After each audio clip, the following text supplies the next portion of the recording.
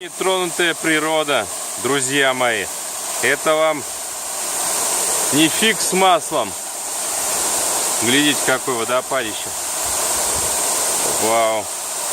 Если было бы потеплее, то мы бы искупались.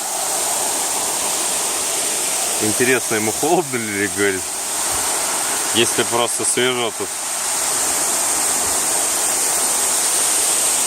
Но через недельку, через две уже можно будет купаться.